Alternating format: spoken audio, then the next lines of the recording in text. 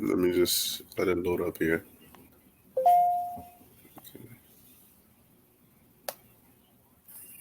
All right, let me just see this like we good. All right, Shalom. First, we want to give all praises, honor, and glory to Yahweh, Yahweh, Shai, Ba'ashem, Yahushai. Sakwadash. Double honors to the apostles of Great Millstone, and peace and blessings to the elect. Um, Real quick, okay, we're just gonna go into this.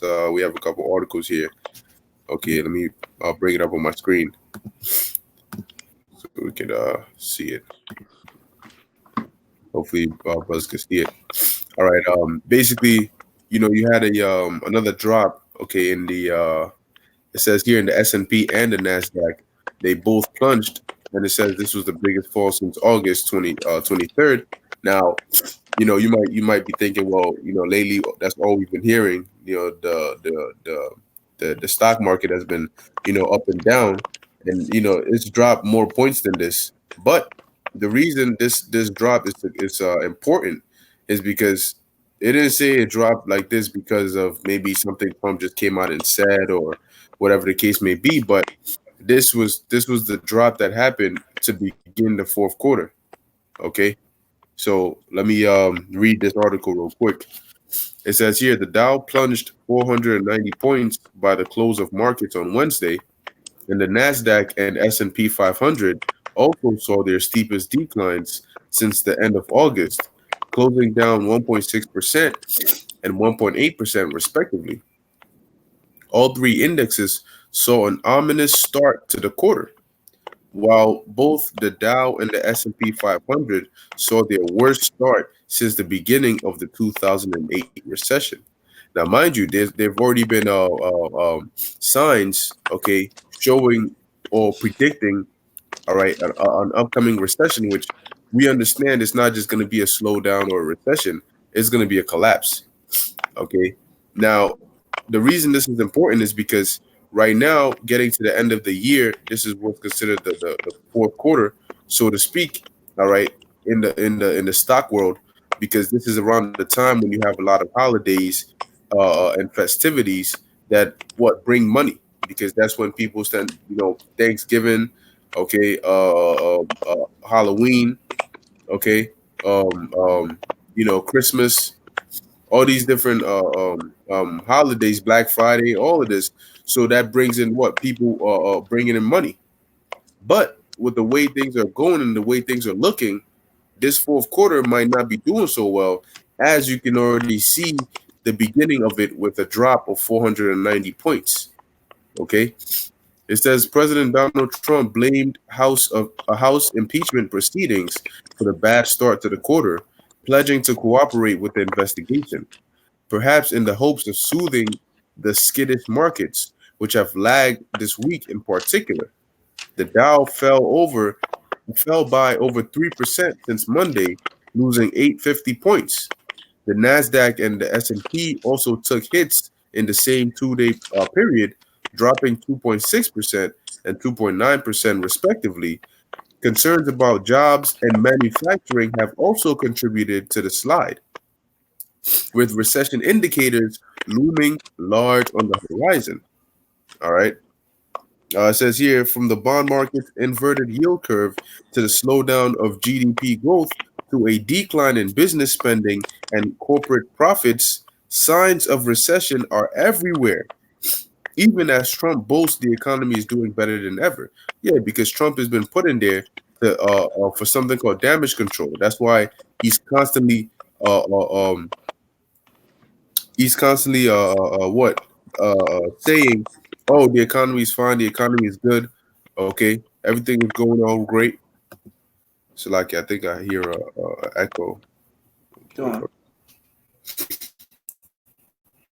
I just put you on mute real quick.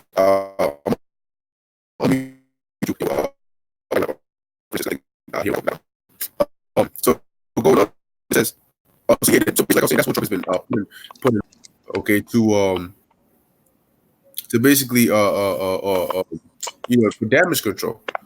Okay. All right, you good. So yeah, that's basically it on that. If you could bring out the article, you have it on deck, right? Done. Done. This is an article concerning what would happen in an economic collapse. So it starts off. I'm gonna start it off. If the economy collapses, you will lose access to credit. Banks would close. Demands would outstrip supply of food, Now, gas, real and quick, other necessities. it says you would lose access to what? To credit. Okay. Uh, Now, credit is what happens. See, when you go to when you go to borrow money or take out a loan or these different things. Okay, so like I thought it was coming in the sound, but when you do all these different things, guess what? It's credit, right? And they type that in, okay, into your account, and you see you see the little numbers, so you think you're rich. Oh yeah, I got money, I got all these different things, but when that time comes, all that is going to be worthless because a lot of it is really nothing. It's just air. You see, uh, the amount you see in your account isn't really there in the bank. It's loaned out to somebody else, and they just hoping you don't come all at once saying, "Hey, let me get my money, let me get my money," because they're gonna be in a tough situation. But go ahead. Banks would close. Demands would outstrip supply of food, Mm, gas, and other necessities. that's right, because what the economy is based on a supply and demand basis. So what you have going on is it's based on the demand. How much people request, that's how much they get. But when the demand, okay, outweighs the supply because now everybody's in need of it, but there's not enough production, there's not enough supply of it, then it becomes scarce. Okay, and when something becomes scarce, it becomes more valuable. That's why an Oreo cookie, which is considered a snack, and people, it is what it is now. In that time, is going to be very valuable because it's Um, scarce, and people are going to be willing to even go over it. You got it. if the collapse affected local, so demands would outstrip supply of food, gas, and other necessities. Food, gas, and other necessities. Now, gas is also very important because gas isn't just used for transportation. Okay, you need gas for a lot of other means. Okay, in order to cause this society to function. But transportation is also a very key aspect in that. Okay, because how do you think foods get to the food markets? How do you think materials get to the hospitals? Okay, everything that you need and you use is produced and manufactured in a factory, but the factory needs materials in order to manufacture the things that you're using. But in order to get those materials, it has to be brought to the factory. So how does it get to the factory? You have cars and trucks that deliver it, but those cars and trucks run on gas. So if you don't have gas, then you're halting that process, and it's going to cause a very big effect. Okay, go ahead. Go ahead. Yeah, you go. Yeah. And if the collapse affected local governments and utilities, then water and electricity will no longer be available. That's right. When you pay your bills, you pay to who? Con Edison and stuff like that, right? Guess what? That's government. That's a government organization. So when the government is affected, your electricity is affected. Your water supply is affected. When you pay rent to your landlord, he pays rent. He uses that money to also pay. You know, so because he has to take care of the certain necessities in the house in order to keep them coming. you know so once the producer of these things is affected, then the consumer is also affected. Okay, so imagine that. A lot of people, they haven't had that experience of going without power, going without electricity. Okay, God, and even if they do, it'll be on some, like, oh, maybe a natural disaster or a tree fell down and it caused a power outage in this part of the city. But every elsewhere is still fine, and they're working on it, trying to fix it. Listen, when this collapse happens, right, and the power goes out, you're not gonna hear, oh, we're working on it, we're trying to fix it. Ain't nobody there to do that, because this is going to be affecting a lot of people in different areas. And there's going to be much more for people to worry about than just a power outage. Okay? It says water supply. People take water for granted. When you brushing your teeth, when you in the bathroom, you leave the sink on, the water's just pouring. You know, you brushing your teeth or you washing dishes. Guess what? When you don't have water, you can't wash dishes. You Yeah, know, you can't take a shower, you can't flush your toilet, you can't drink water. Okay, you all start these different stinking. things. Huh? Yeah, go ahead. Yeah, I'm just saying you start stinking. I'm just adding Yeah, on to what you're yeah, saying. Yeah. yeah. You start thinking, you know, and then that's when you start to realize, oh shoot, damn, I really use a lot of water. But because it's always there, it's just, it's regular. Mm. You got it. So continuing, as people panic, they would revert to survival and self-defense modes. That's right. Now, panic is something that the government tries to avoid under any circumstances because panic is what the government losing control. Because when people panic, they don't listen. And when they don't listen, you don't have authority over them. They're not going to regard what you're telling them. So now it's causing widespread chaos because everybody's doing what they think is right. They're not all listening to what you're telling them. So your power and your authority is gone unless you use force. Hence, they're going to declare martial law, warlike law. Okay. But that panic is going to cause people to do, like the scriptures tell you in the book of Second Ezra, the course of their actions shall stand in their power. Because they're going to say, man, to hell with you. After they're rioting and nothing is happening, they're going to say, to hell with this. I'm hungry. My kids are hungry. Listen, man, I'm taking this shit. They're going to start raiding bodegas. They're going to start raiding supermarkets. Guess what? When people go in there and they see things are running low, you think they're gonna be cashiers over there waiting for you pay for stuff? Them cashiers are gonna be robbing the store themselves. God, The cops are gonna be robbing it. Your average local police, everybody, it's gonna be a free for all because there's gonna be no order, so it's gonna revert to anarchy.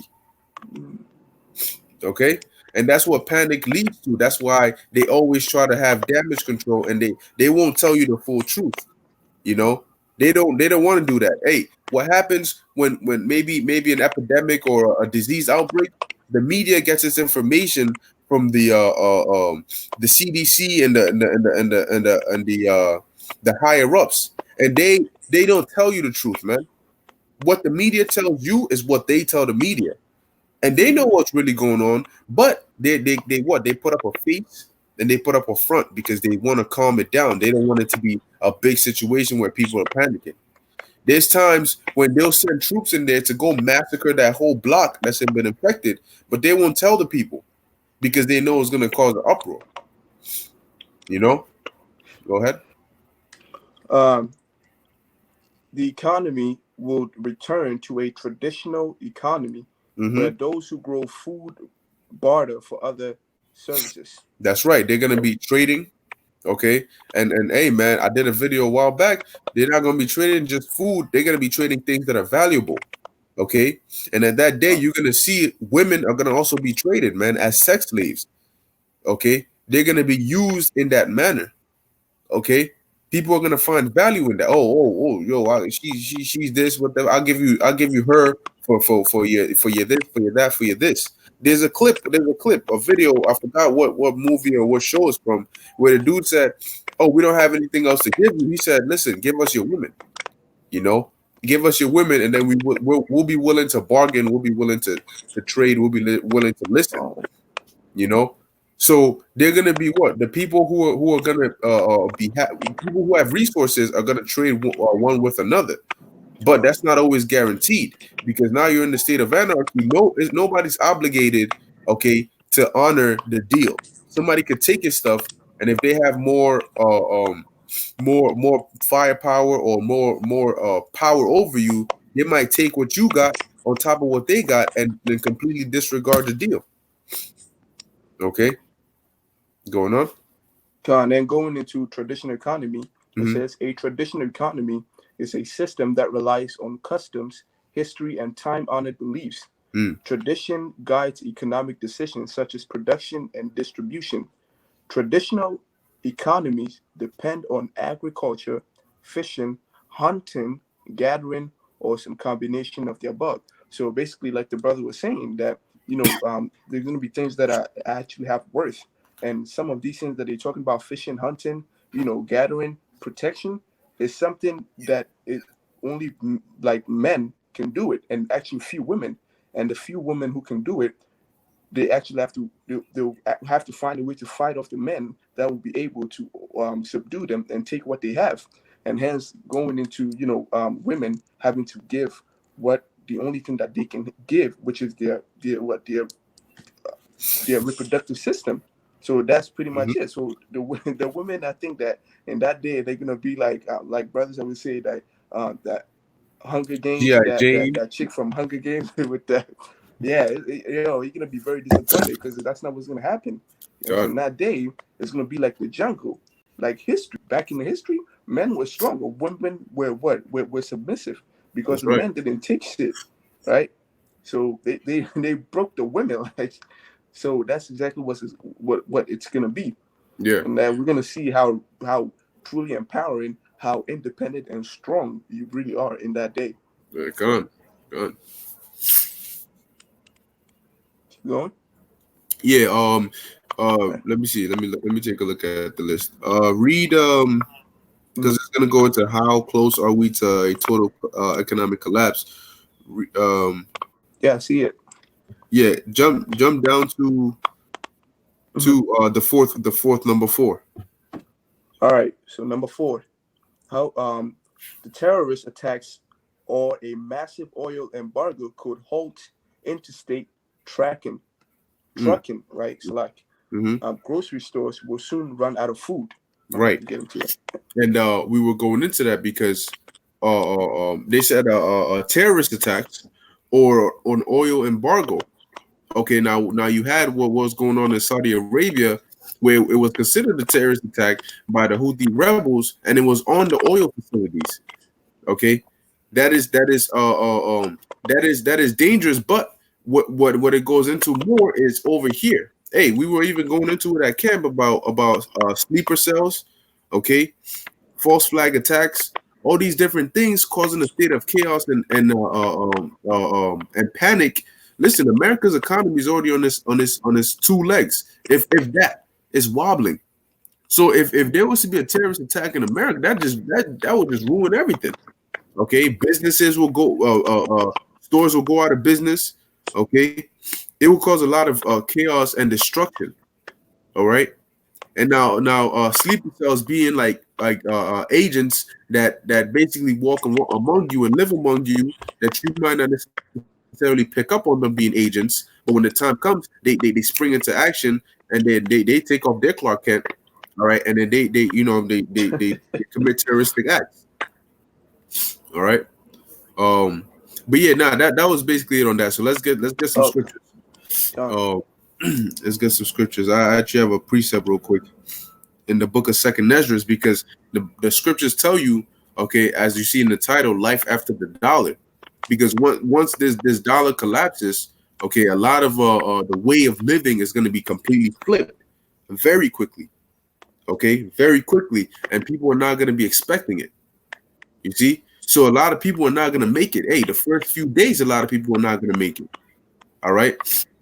You're gonna see mass death, okay? Mass, and these elites are gonna allow it to happen, okay? They're gonna allow the chaos to go on for a while before they start bringing that martial law. And by the time they bring martial law, it's gonna be justified because people are gonna be wild as hell. They're not gonna be listening. They're not gonna come with rubber bullets and tear gas. No, they're gonna come with actual bullets, man, because it's gonna be a kill or be killed environment that these troops are gonna come in. So when they come in, it's going to be, I'm killing you, and then everybody else who sees it is going to fall in line. Okay? So this is 2nd Esdras chapter 6, verse 22. It says, and suddenly shall the sown places appear unsown, and the full storehouses shall suddenly be found empty. Okay? And so as we were going into how these stores and these supermarkets, BJ's, okay, Sam's Club, Walmart, all these places, Target, all right, they're gonna be what? They're gonna be empty. They're gonna be wiped out. You see that in a lot of post-apocalyptic movies and stuff like that. Yo, man, them places are gone quick. Shelves empty. Okay, and it's not gonna be a restock. No more restocks, man. So what happens if you see maybe an old lady? All right, you see an old lady taking the last crate of water. and you see dudes go, yo, man, they're gonna be like, yo, bro, I got 2 kids. I'm sorry, man, but I'm taking that. You know, give me the water before I have to take it. But at that point, who's gonna come up to him and be like, yo, bro, chill, that's an old lady. Everybody's trying to jump around stores, find what they can take. So if he sees her, he's like, yo, I'm stronger than you. I'm sorry, I got a family I gotta protect. He snatches it out of her hand and he bounces. You know, what's gonna happen then? Who's gonna stop him? The cops? You look into the cops, they're looking at you like, yo, bro, I'm robbing too, bro. You know, this badge don't mean nothing. This badge don't mean nothing right now. I gotta feed my family as well.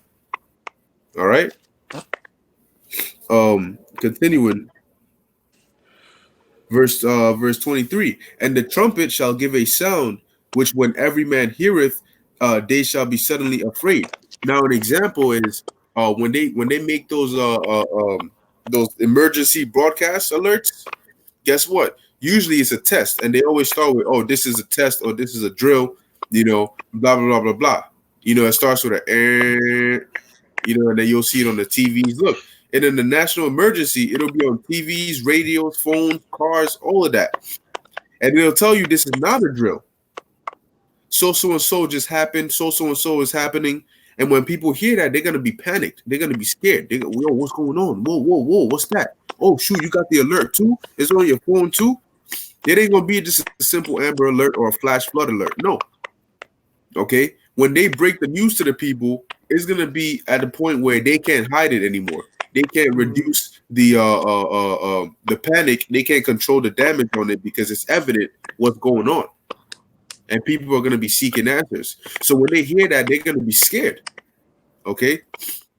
It says, verse 24, and at that time shall friends fight one against another like enemies, and the earth shall stand in fear with those that dwell therein, because chaos, adversity can break up friendships. The scriptures say a friend cannot be known in adversity, because when you're both suffering, guess what? You have people who are selfish. Okay, so they go into an instinctive mindset, which begins with survival first.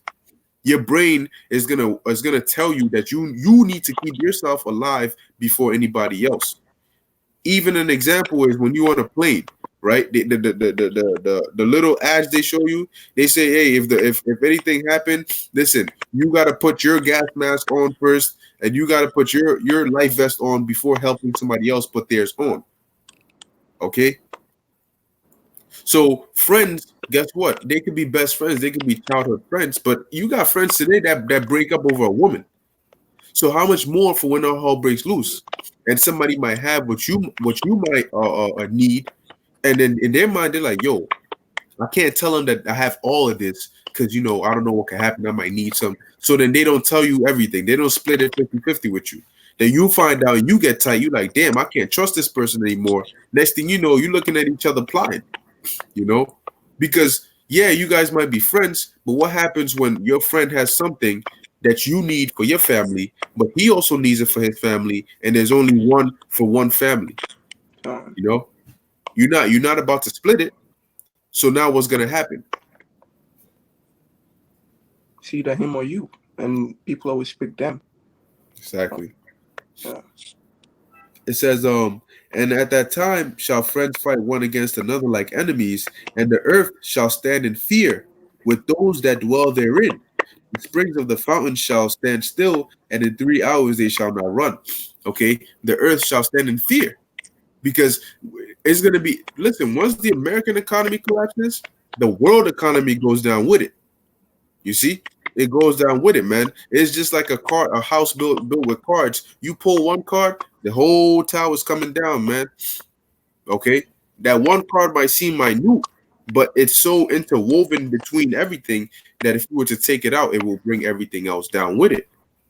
Okay, so like we said, life after the dollar, and once they take down this system, that's when they're gonna try to install their new world order, or as you see on your dollar bill, Novus Ordo Seclorum, which means Novus meaning new, Ordo meaning order, and Seclorum meaning ages.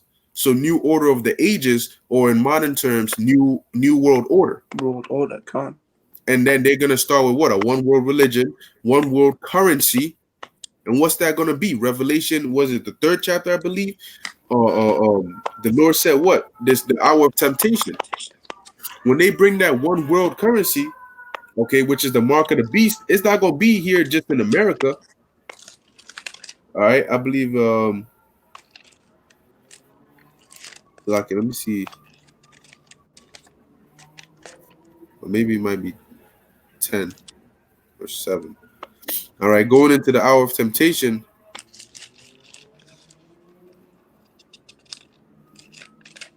Yeah, it escapes me at the moment, but regardless, going into the hour of temptation, what do you think that's going to be about? Because once this system goes down, people are going to be looking for something, for some form of order.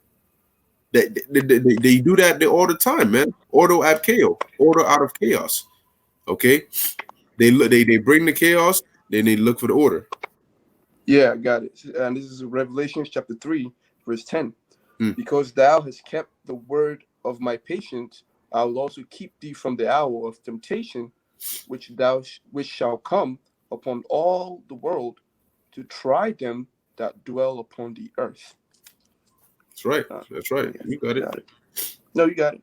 Oh yeah, basically going into that hour of temptation with the Lord. But so when that time comes, the Lord is going to deliver His men. Why? Because we've been laboring, we endured. Because patience means to suffer. We suffered for the name of Yahweh B'Shem Yahushai's sake, for His word's sake. So when that hour of temptation comes, He's going to keep us. Meaning He's gonna prevent us from falling prey to that temptation, from taking that chip. That microchip, which is part of that new world order, that one world currency. And it tells you in the book of Job when he is about to fill his belly. All right. When he's about to fill his belly means he has already started eating. Okay. And he's about to reach that mark of being full.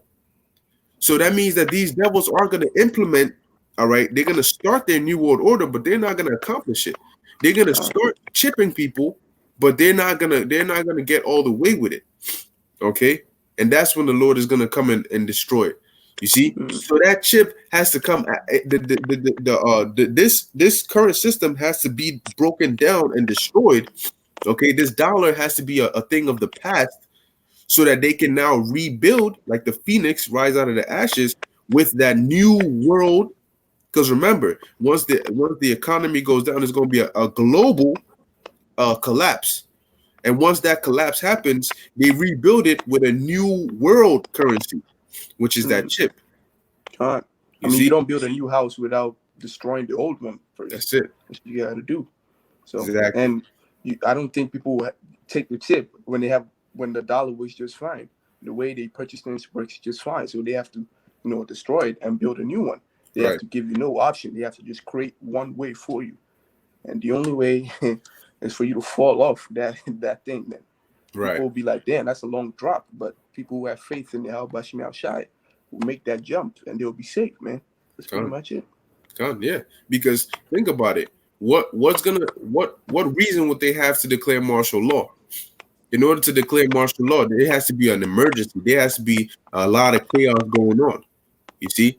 And what can cause chaos on a wide scale like that? A collapse of the economy where things aren't functioning. So people start going crazy because they feel that they have to now take things since nobody's watching. Nothing is going on. Everything is in turmoil.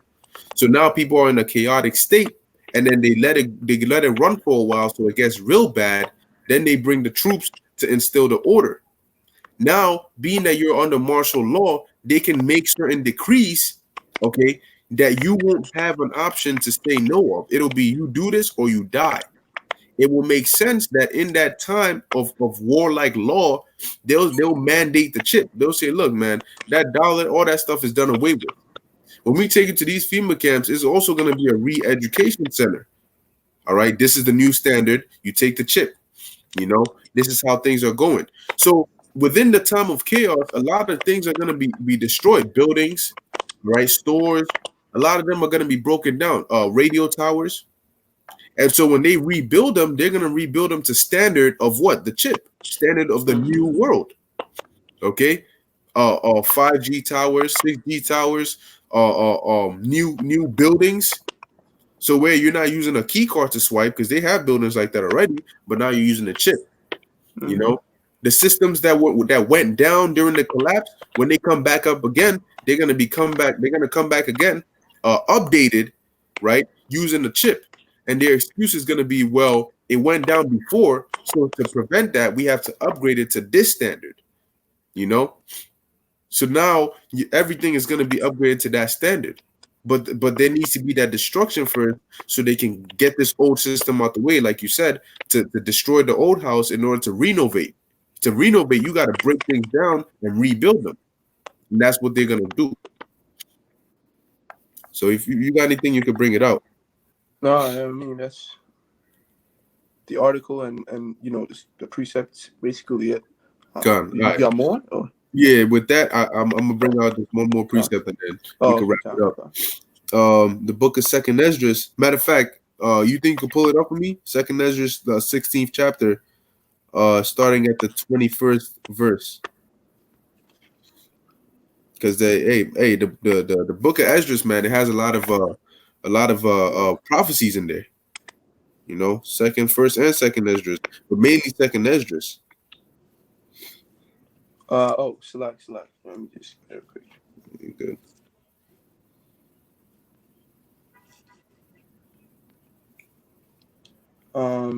Second. Yeah, second Esdras 16 and starting at the 21st verse. You know, because the Lord did show Ezra a lot of things concerning the last days and what would happen. Okay, and it wasn't no pretty sight. You see, so a lot of you people, what are you gonna do when this money, this also precious money that you'll kill people over?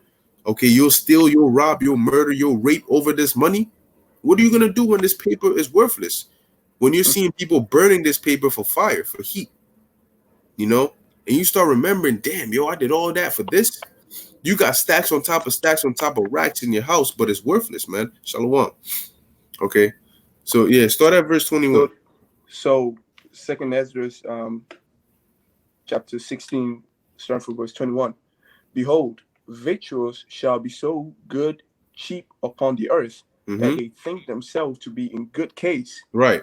Now, victuals are what? Food or provisions. Okay.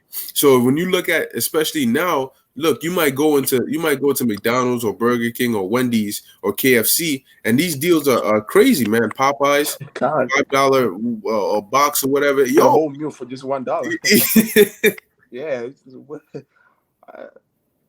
crazy. Yeah, it's crazy. And I've also heard like people I've had like when I first came here, and I've also have people when they visit from other countries, they say like, damn, American food, like the vegetables that we have, the tomatoes and the apples, they be like, damn, these shits are big. These are, it's not like that around the world. So that's also something to consider because you know, because you can have a tomato that's like the size of a fist, and but over there they could fit like two. They have to fit three inside one fist.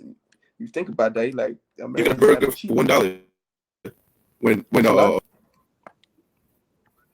didn't hear you. Oh, no, you good. Slocky. The connection. Yeah. So connection was Nah. I was speaking. The connection was just buffering. That's why it slowed down. Yeah, but how can you?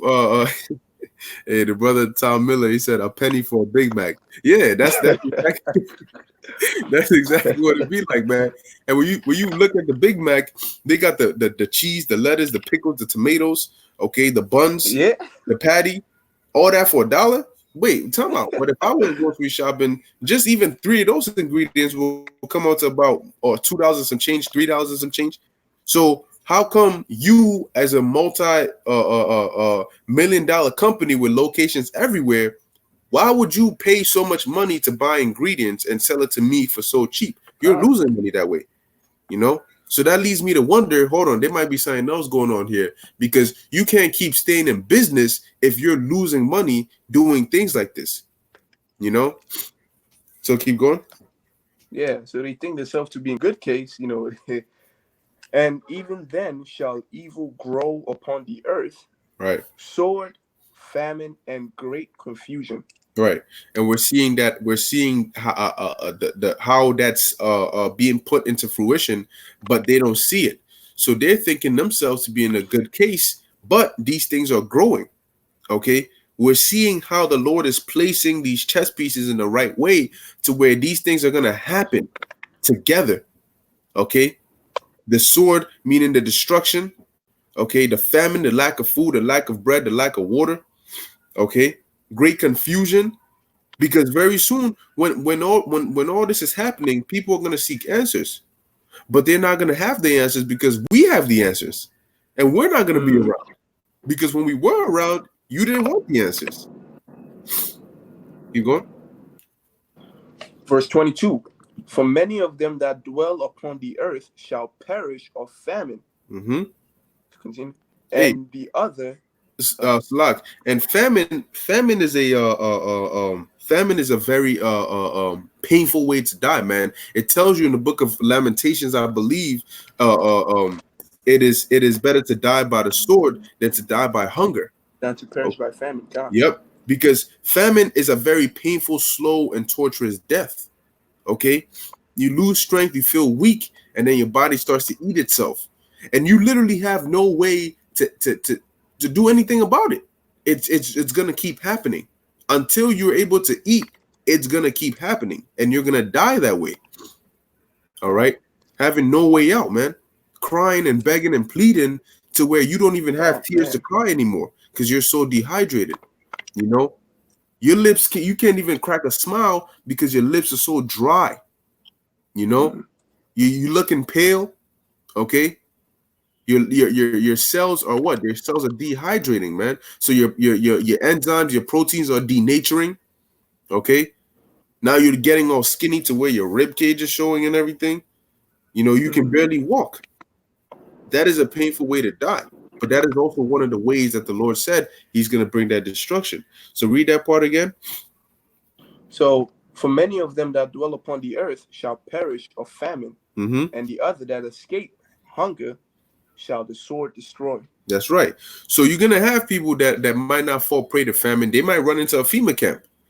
They might turn cannibalistic.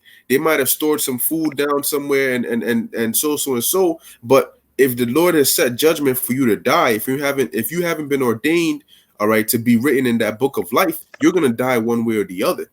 So you might not die by famine because that might not be the way the Lord wants you to die. But you're going to die by another way, like it says, the sword, okay, which is a modern day weapon. Bricks, bats, chains, pipes, you know, chainsaws, okay, hammers, okay, torture weapons. All these different things are means of destroying. Okay, keep going. Verse 23. And the dead shall be cast out as dung, and there shall be no man to comfort them. That's right. Earth shall be wasted. That's right. Oh, you could. It says that the dead shall be cast out as dung. Okay, because what happens when that's, you see, when somebody dies, you know, everybody, you know, people are sad, people are mourning, and then they start planning the funeral. They might take the body to a funeral home or the morgue or whatever, and then they plan a funeral, they get the casket, they get money together, and then they bury the person.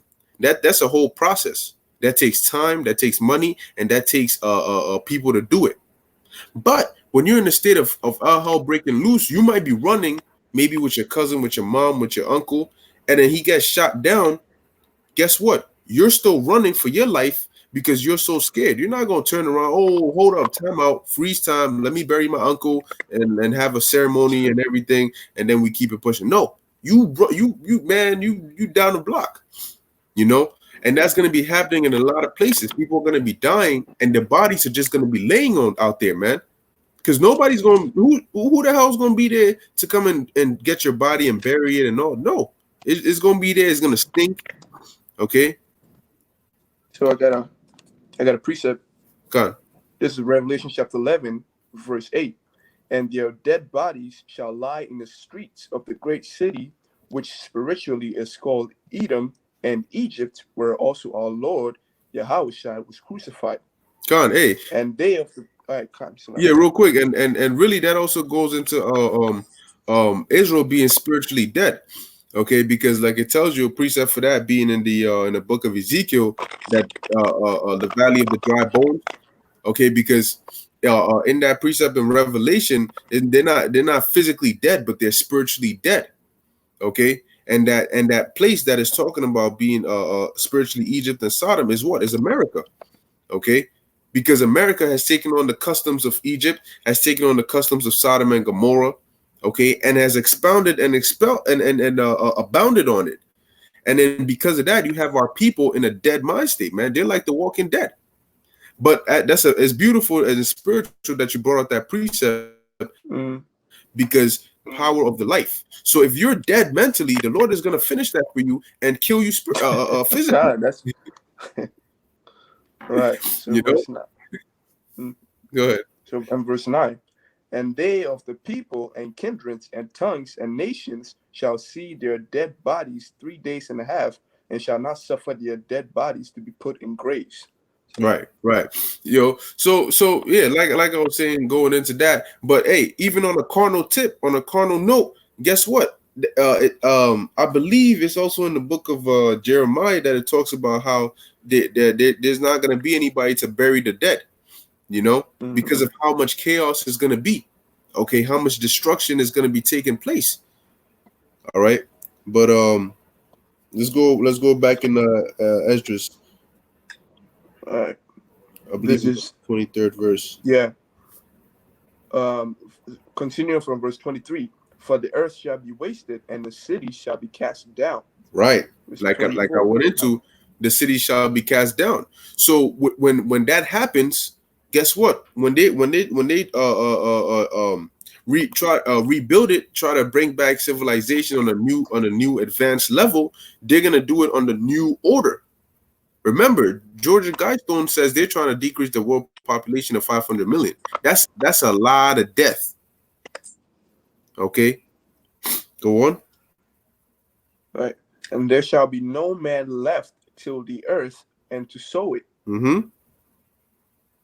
The tree shall give fruit, and who shall gather them? That's right, because you have farmers, right? So when the time of the harvest comes, they gather the fruit, they gather the produce, and then they process it. You have it sent to factories, they process it, and that's how you get it in your supermarkets. But if those farmers are dead, okay, who's gonna be there to take place of this? Who's gonna be there to do these things? The reason your room doesn't have a branch growing out of it, or the concrete doesn't have trees springing out of it, is because you have people that maintain these things, man. You have people living here, and you have people preventing these things from happening, because it's constantly being maintained. Okay. The grapes shall be ripened, and who shall tread them? For all places shall be desolate of men. Right, because there's going to be so much death going on. Okay, keep going. Verse 27, so that one man shall desire to see another and to hear his voice. Verse 28, for of a city there shall be of 10 left, and 2 of the field, which shall hide themselves in the thick groves and in the clefts of the rocks. Right. So you're gonna have so much death going on that how you wake up every day, it's almost like every day you step outside, you see somebody. You are bound to see somebody at any point in time that you step out your house. It might not be your neighborhood, but the destination, you're gonna see somebody on the street. You're gonna hear somebody, so you're gonna know, people around. It's normal. But because of the death and destruction going on, maybe give it a week, 2 weeks. Yo, man, you're gonna hear quietness, man, because people are gonna be dying, dropping like flies, and it's gonna be quiet. Where you like, damn, yo, like, am I the only one alive in this world? Like, bro, you walking miles, and you're not hearing nothing, man. Because those that survive, they're gonna be in hideouts. They're gonna be hiding. Keep going. Yeah, so like microphone starting. Is it working now? Yeah, let me see. It's still doing the same thing. Keep reading. Yeah, that's just saying. Hold on a second. It's still locked, man. Yeah, we'll be sure.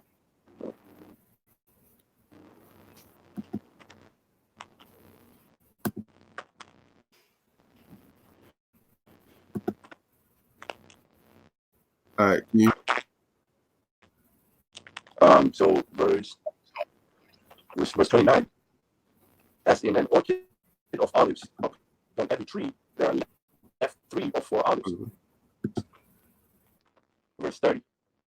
Or as when a vineyard is gathered, there are left some clusters of them that diligently seek through the vineyard. Verse 31. Even so, in those days there shall be 3 or 4 left of them that search their houses with the sword. Verse 32. Salak, can you hear me? Yeah. Damn, this connection is, man, my connection is horrible. I don't know. Seeing definitely messing with the feed, man. But where were you at? You were at verse 32?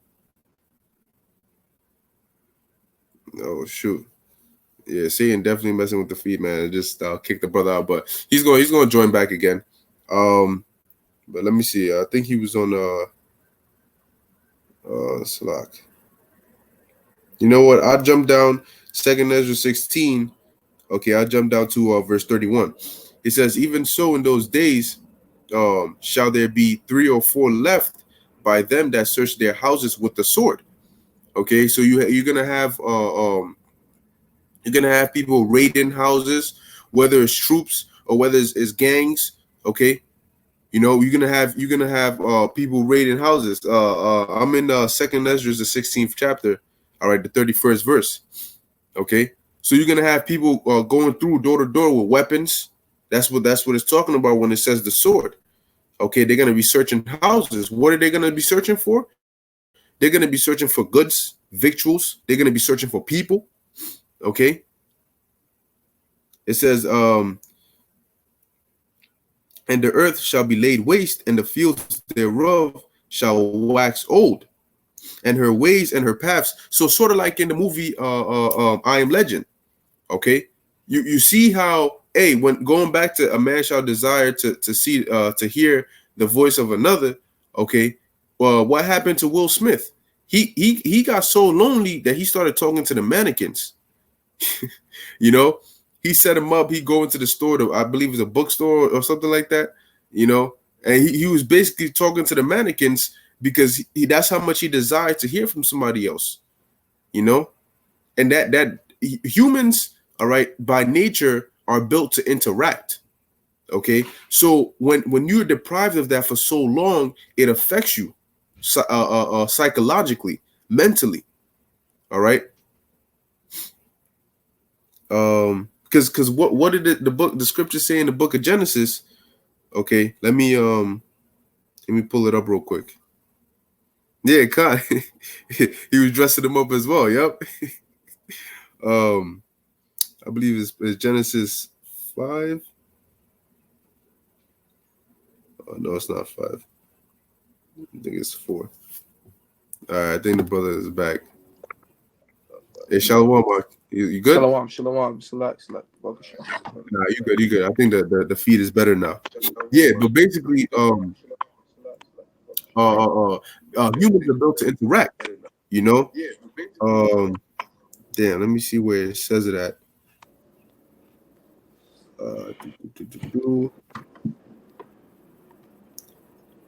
Salag is in the book of Genesis. The Lord said, "It's not good, okay, for man to be alone." Okay, you know, roughly paraphrasing, it's not good for man to be alone. So He made him an helpmeet, which was Eve. Okay, because by nature, that's why you have man and a woman, and together they create a child, and that's how you reproduce. The Lord gave us reproductive organs so we can what? The Lord said, "Be fruitful and multiply," because that's what brings life. Okay, so being by yourself, not having a companion, I got you, not having a companion, not having a mate, not having somebody to talk to, it'll affect you mentally. You know, you got it, brother. It's Genesis chapter 2, verse 18. And the Lord said, "It is not good that the man should be alone. I will make him a help meet for him." That's right. Beautiful, beautiful. You know, so it by nature, okay. We that's why we're open. You know, when you first interact with somebody, is not on some prejudice. Well, in today's society is different, but when you first interact with somebody, the usual way people interact is hey, how you doing, introduce yourselves, okay, in a cordial manner, okay. But why do people interact with each other is because a lot of by nature humans, mankind, you don't want to be alone. Mhm. you know you want to have somebody to talk to, you want to be with somebody, okay. And like I said, that's why you need a man and a woman to have a child. Okay, we're not asexual. So, continuing, I was in Second Ezra, the 16th chapter, the 32nd verse. You got it? 30, yeah, All verse right. 32.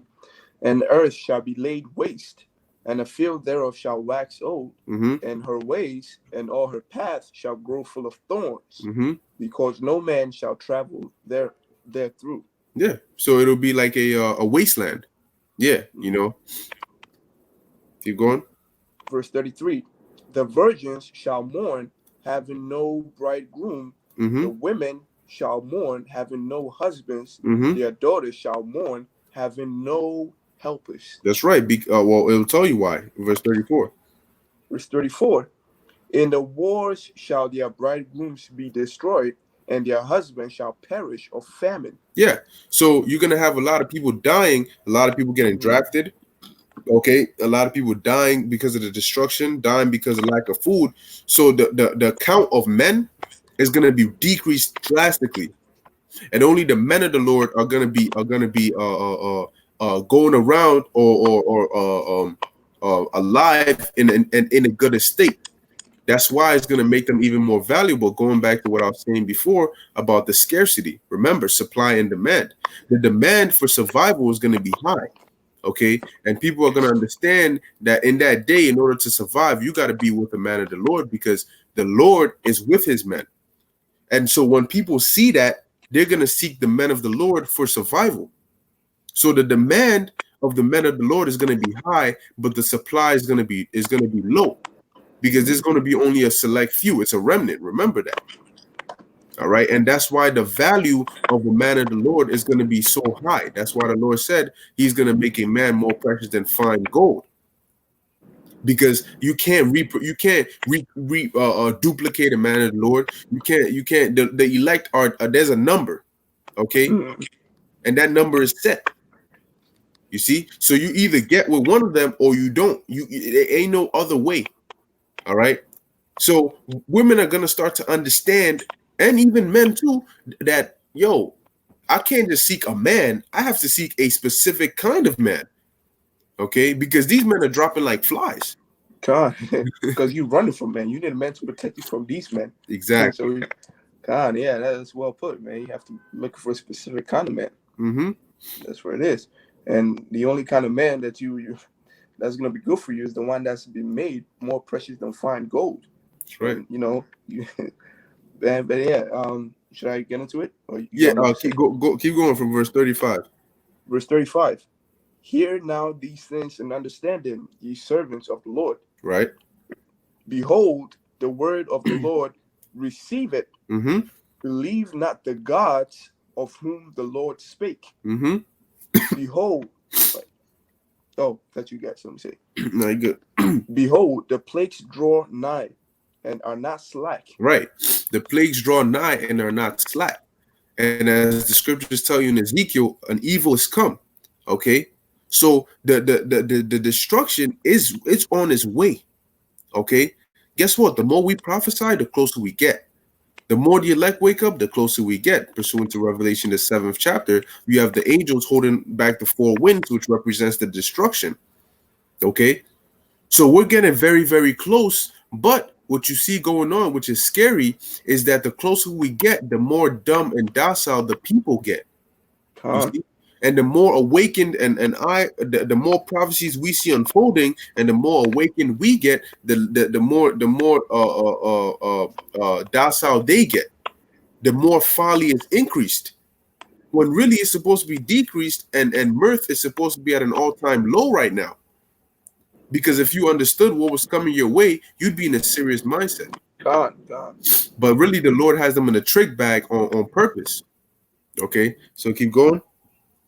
As when a woman with a child in the ninth month bringeth forth her son, with 2 or 3 hours of her birth, great pains compass her womb, with which pains, when the child cometh forth, they slack not a moment. That's right. Because during that process of labor, man, you can't say, "Time I want to take a break and come back." No, no, no, no. Once it starts, you have to go through it. Okay. You can't stop halfway and it hurts too much. Hey, man, you got to go through it. There ain't no stopping. See. And that's what's going to be happening to this place. Once the Lord, 1 Thessalonians, the 5th chapter, the 3rd verse, for when they shall say peace and safety, then sudden destruction come upon them. What was the example used? As a woman in travail. Okay? And this is the same example being used now. Hey, man, if you see a woman in labor, you see the sweat. Okay? The sweat and the veins on their head as they're screaming. Now, I'm not saying that from experience because I don't have a wife. I don't got kids. So I haven't been in there. But, based on what you see, all right, you'll see the intensity and the pain they're going through, which we understand is a curse from the Lord, because in the kingdom, our women ain't going to be having birth pains. All right. But the pain that they're going through, just imagine that, because it hurts so much. But they can't escape it. They have to go through it. You see?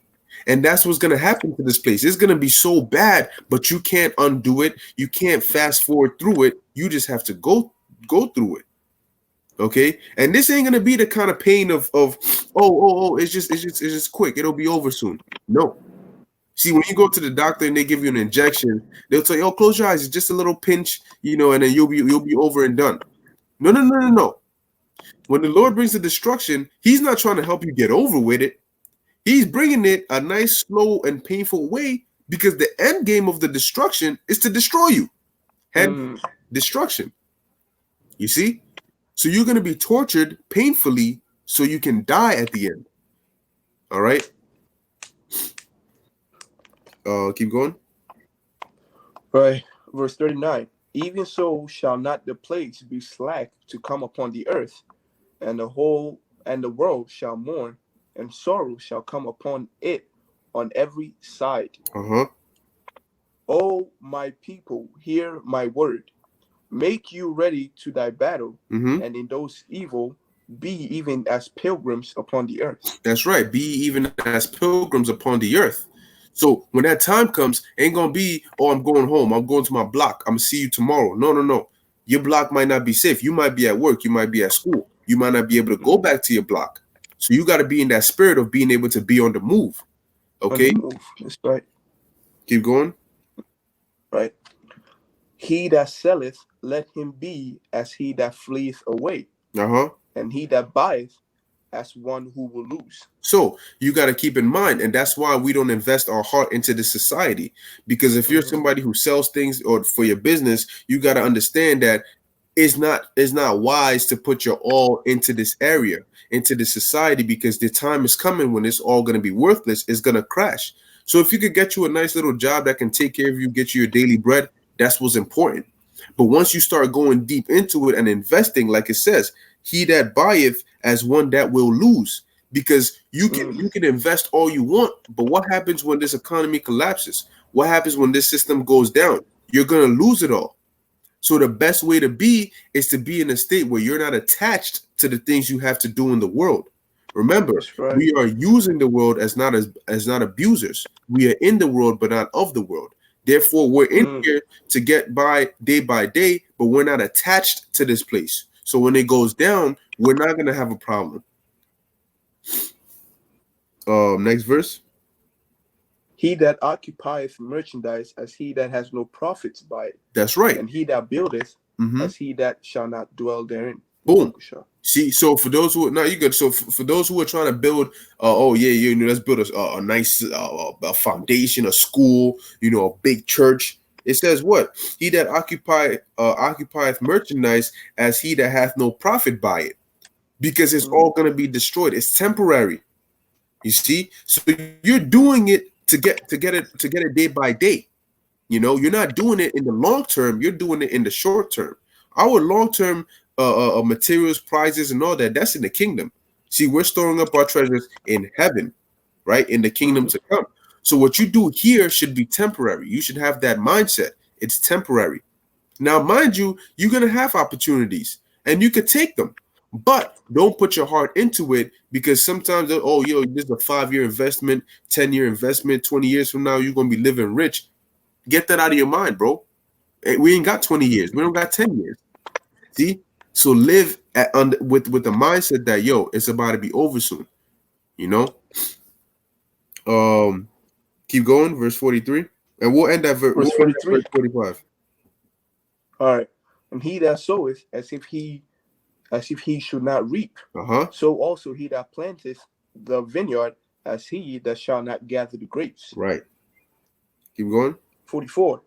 They that marry as they that shall get no children, and they that marry not as the widows. Exactly. They that marry as they that shall not get children, meaning, well, you might have a woman, but when we deal with women in this society right now, we're not dealing with them with the same mindset as if we're dealing with them in the kingdom. Because in the kingdom, what we'll have families, we'll have houses, we'll have generations, posterity, and all of that, to actually have that family life.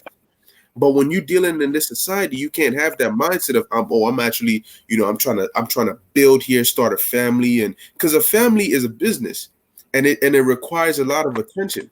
You got to have a place to stay. You got to have a occupation that pays well enough for you to take care of your kids, your wife, and all the different necessities. So when you marry or when you deal with your woman, you got to think of it as not as a starting place to build a foundation here in America. All right. But you deal with her, and if she's right by you, okay, the Lord might have mercy on her, and then you could really start your journey of 1,000 kids or whatever you want to do in the kingdom. It says verse 45. Oh. And therefore they that labor in vain. And therefore they that labor in vain. Yep. So that's ultimately what you have to keep in mind. Yeah, you might go to work, you might have an Edomite boss, you might have a nigger woman as your supervisor or whatever. They might be putting hell on you or all these different things. But it's all temporary. It's in vain. Don't put your heart into it. Don't put your mind into it in the sense of trying to actually prosper beyond what has been given to you. Now, brothers might have good jobs. Brothers might have certain investments here and there. The Lord might give you certain things here and there. That's cool. Take advantage of what the Lord gives you. Make the best of what you have. But in the back of your mind, understand that it's not going to be forever. Don't let this be your number one priority. Okay? The truth is your number one priority, not the investments you're making in the world. That is temporary. That is for your temporary living right now. Because at the end of the day, it's in vain. When all hell breaks loose, you got to be ready to adjust. You got to be ready to be on the move. Okay? You got to be ready. You got to get in. That's when the Superman has to come out. Because here's the problem. Clark Kent is our cover. Clark Kent is not you. Clark Kent is your cover. The real you is Superman. But what happens to people is that they start living as Clark Kent for so long that they start forgetting. It gets flipped to where now Superman becomes their cover and Clark Kent becomes their actual life. So now they're so used to living in that Clark Kent life that when all hell breaks loose, Superman has already disappeared. Superman is your spirit. Clark Kent is your flesh. Right? So when you go out into the world, you put on the Clark Kent. You put on the, I saw the game, or you deal cordially with them. When you out here prophesying, when you in the spirit, that's Superman. Okay? But people get so attached to that Clark Kent, to the worldly life, to the cover, that they turn the cover into reality, and they turn the reality, which is their spiritual side, into their cover. So next thing you know, you came into the truth having your cover as, you work here, you do this, you do that. But your real life was an Israelite. But over time, you got so attached to your cover and your worldly life that you flipped it around to where now when you come to camp or when you around brothers, you're putting up a front. You're using that Israelite part, that Superman part as a cover. That's going to do you harm, because when all hell breaks loose, guess what? Your Superman was not authentic. Your Superman was not real. Your Superman went from a real spirit into now just a cover. You see, and when your Clark Kent crumbles before you, when you see that worldly life that you sacrificed the spirit for, destroyed before you because it was temporary, and then you try to tap into the spirit, you'll realize it's not there. Why? Because when you were so busy in the world, the Lord took it away. And that is the fear of the Lord, man. So before we end it, I'm gonna get this last precept. The brother Tom Miller, all right, put on the comment board. It says 2nd Ezra 2:36, flee the shadows of this world, receive the joyfulness of your glory. I testify my Savior openly. That's a beautiful precept, man. Keep that in mind always. Okay. What's most important is this truth. That is your greatest investment, and it's gonna pay off very soon, man. Trust and believe that. Okay. So with that, we don't want to drag it. Yeah, I mean, so Revelation 13:9. If anybody has an ear, let him hear. Pretty much that's it. Right.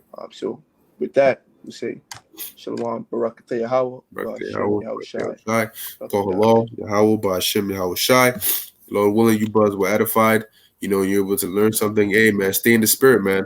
Okay, because that time is coming, and the life after the dollar is gonna get bad, man. It has to get bad before it gets good. Okay, so with that, Shalom. Shalom.